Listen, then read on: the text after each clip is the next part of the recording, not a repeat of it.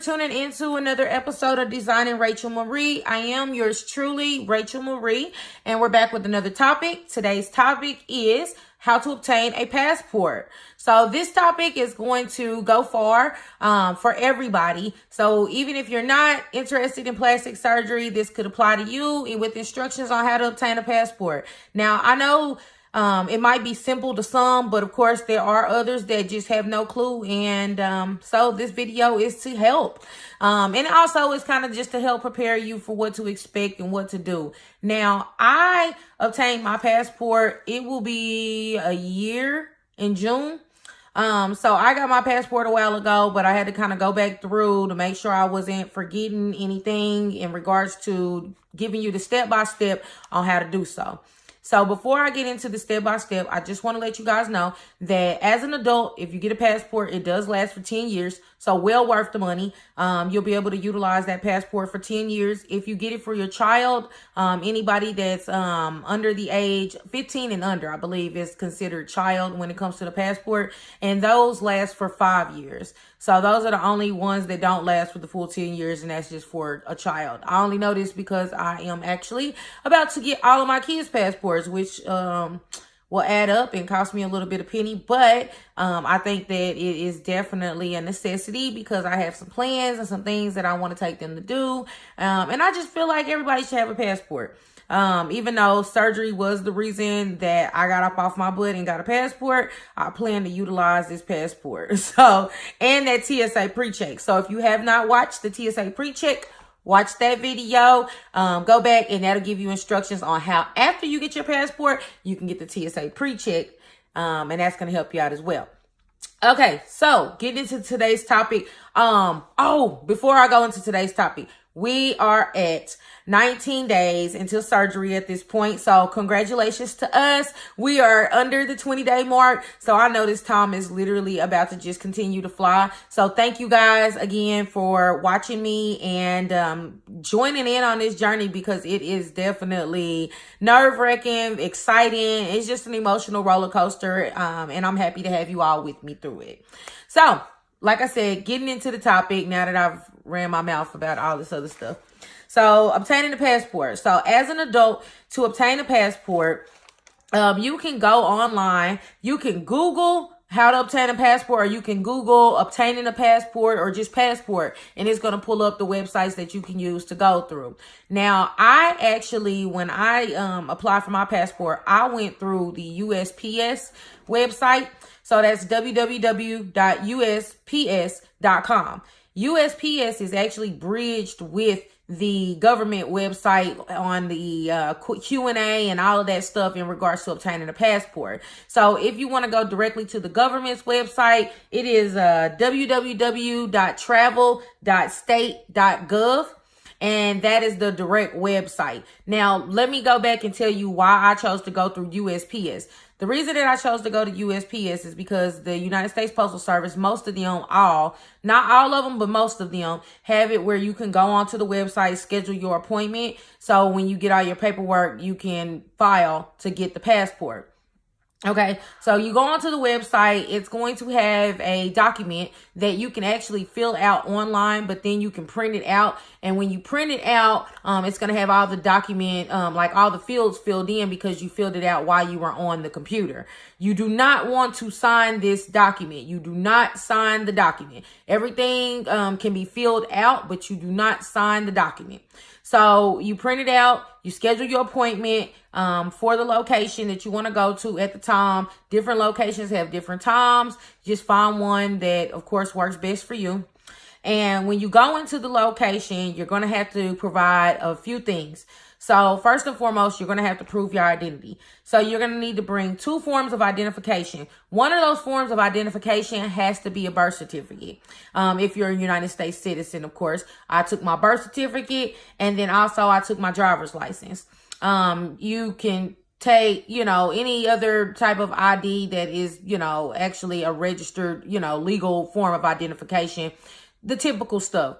Now, if you have a passport like that's expired and it's undamaged, you can actually use that as a valid form of identification, even though it's expired. So that's just, information for those who maybe had a passport and have to go and renew their passport or whatever.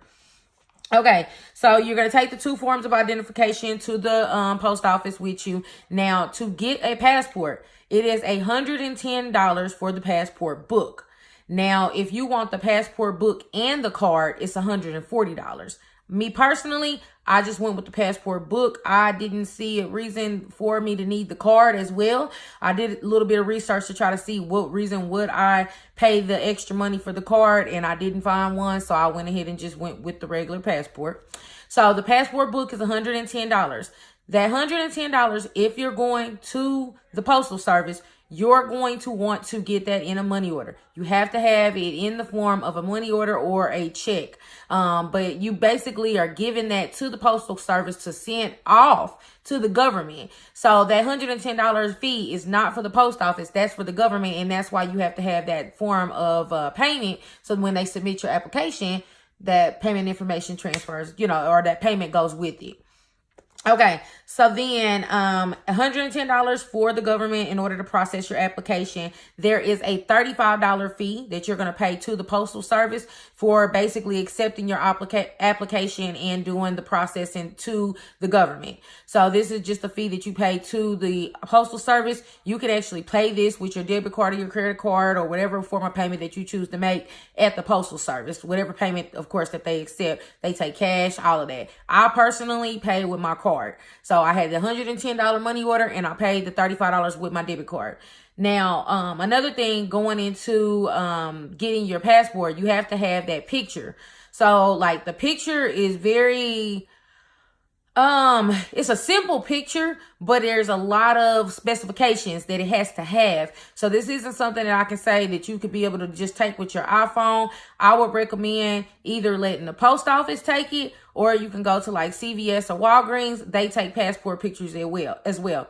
When I scheduled my appointment through the postal service, I scheduled to take my picture as well. I get to the postal service and the lady was like, "Oh, we tried to call you earlier to tell you that our camera was down." I was like, "I didn't get a phone call or anything." So she was like, "I'm so sorry." So she was like, "Well, we can hold your appointment to where we will still do it, but you're going to have to go get a picture somewhere." So I ran to Walgreens. And thank God it wasn't any wait. I got right in and out. They took my little picture. It has to be like a certain size. I can't remember what the dimensions are, but if you go to these places, they automatically know they cut the pictures at that size. And they give you 2 of them. So it cost me $15 to take the picture and for the 2 prints. So it was $15 all together.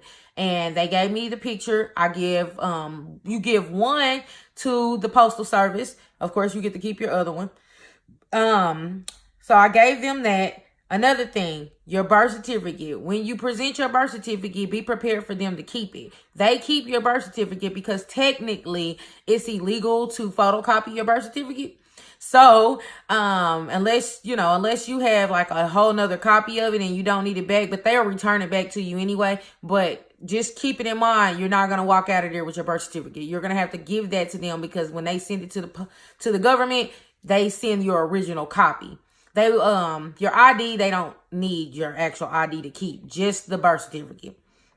Okay, so far you have gotten your money order. You've gotten your picture from Walgreens or CVS or wherever. You've got that. So that's $15. The $35 to the post office, the $110 to the government. We're looking at $160 grand total, right? So that's going to be your out-of-pocket expense to get the passport, $160. Okay, so now you're giving them your application that you printed offline. You're giving them your birth certificate. You're showing them your ID. You're giving them, of course, the money order. And you're also giving them the picture so that way you have it in your passport book. After you give them all the information, here's the little neat part that I thought was pretty cool about it. They ask you to raise your hand and repeat after me. And basically, all of these, of course, you're supposed to agree with and it's supposed to be true and, under oath and all of that stuff. So they go through the little thing and after that, you're done. Then you can sign. And then, of course, you have to basically make sure that you're there in front of the representative in order to sign the document. If you sign that document before you get there, they're going to throw it away. You can't use it. You have to sign it in front of the witness. So remember, when you print this application off online, do not sign it. Do not sign it. Because if you sign it, you've done it for nothing. You're going to need a whole nother application. So let me think. Let me see. I wrote notes just to make sure that I'm covering everything. So we got the websites, you know where to go. The passport fees, the picture, the processing fee for the postal service, estimated time. So regular handling time for getting your passport is 4 to 6 weeks. You can do expedited. It's 2 to 3 weeks, but you're going to pay an extra $60 if you want to do expedited. So I just recommend, so you're not wasting money, just do it in advance so you can save yourself $60. There's no sense in paying extra for something that you can get. You just have to move a little bit quicker on the ball. If you know that you're planning on doing something, get the passport out the way. I actually just paid for standard, and I swear I got my passport probably in 3 weeks. Like, it went so quick, I wasn't even expecting it. So it does not take long at all. The only time that I've heard of it taking long is if you end up having to go through some extra verification, or, you know, something along those lines that's going to cause a complication. Mine went through with no hassle and I got it right away. So that now you know the expected time in order to get it. Okay, so for kids' books, I wanted to list this out just because, of course, I'm about to obtain my kids' passports. And if any of you viewers are thinking about getting your kids' passports, I wanted to mention this because I feel like it's important to know. A kid's passport, because it is only good for 5 years, does not cost the same price as it costs to get the adult. Now, of course, you still have to do all of the same things in regards to proving identity and the picture and stuff. But the actual fee that goes to the government is only $80 for just the passport book. And if you want the passport book and card for your child, it's $95. So it's cheaper. Instead of $110 for the passport book for adults, it's $80. So it's $30 cheaper for kids. And then, of course, the card is only $15 for kids and it's $30 for adults. So all of it is cheaper. Now, another thing here, so a lot of people do not know this, and I've seen this in my group actually, where people will look for somebody to go to surgery with them and let it say be their boyfriend or whatever, and their boyfriend has kids with some other woman or whatever the case may be. Whoever you have applying to get a passport with you to join you on your travels, you need to make sure they do not owe child support. If you owe over $2,500 in child support, you cannot get a passport and you will waste your money. They don't care to share that with you up front, and they will take your money and your application and all of that, but you will not get a passport if you owe over $2,500 in child support. So just FYI to all the men out there, or even some of the women that are on child support, if you're trying to go get snatched and you ain't paid your child support, baby, you ain't going. So I just wanted to make sure to even just share that, because a lot of people did not know that. And I've seen it so many times in my surgery group where people have done that and wasted their money and been upset. But actually, it's on the website in the frequently asked questions and in regards to reasons why you may not get a passport. But a lot of people just fail to do the due diligence and read. And that's how this issue comes about. Another thing, if your, significant other or whoever is going on the trip with you is a felon, that is okay. They just can't have any active warrants. So if they are a felon, a previous felon, you can still get a passport. And a lot of, guys that have been to prison and so forth don't know that. But you can. So I'm telling you. And of course, sis, if your boyfriend and been locked up and you want him to go, he ain't got an excuse now. He can get a passport. And y'all can travel the world. Not even, like I said, just for surgery. That's just good need to know. A lot of people just don't know that they can get a passport. So you can. That was really all the notes that I wrote down in regards to getting the passport. Now, I will tell you this. When you receive your passport, you're going to get your passport first. They're not going to mail your passport and your birth certificate together, because remember, they take your birth certificate. So you have to wait on them to send you your birth certificate back. So you're going to receive your passport first, and then you're going to receive your birth certificate maybe a week or so after that. Okay, so if any of you have not seen a passport, I brought mine so that way you guys can see it. So this is what it looks like. Of course, it is a book, so it's got multiple pages on the inside of it. This is where you put your little stamps and stuff. But of course, the first page, and I'll kind of cover up all my information. You'll see my picture. That's where, you know, you see your picture and so forth. And like I said, as you get to traveling places and getting your little stamps and all of that, I'm excited to put mine to use. This will be my first trip to be able to actually put it to use. I feel like I wasted my first year with my passport, but that's okay, because like I said, they're good for 10 years. So I've got plenty of time to utilize this. And then also, I just got my TSA pre-check in April. So I got 5 years on that. So I'm ready to travel. You know, after this plastic surgery, I'm booking trips. I don't know about y'all, but I'm booking trips.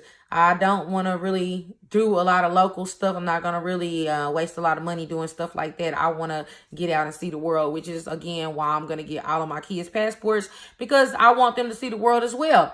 So, anyway, if anybody else is interested in information in regards to how to obtain a passport for your child, let me know, because like I said, I've already been doing the research on it, and it is a little bit different when it comes to get one for your child. Like, of course, guardianship and things like that in regards to the birth certificate and stuff. I didn't know that you need both parties' permission. But that's some stuff that I can share with you guys if that's information that you guys want.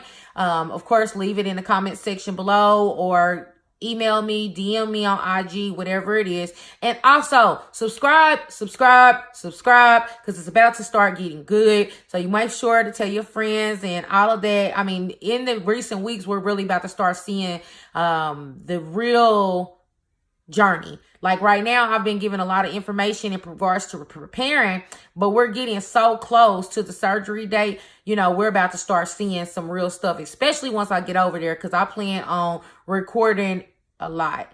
And I'm going to be uploading while I'm over there. So, and also when I go post-op, I'm going to really try to record every day while I'm post-op, just so that way you guys can kind of channel and go through the emotions with me as I'm healing.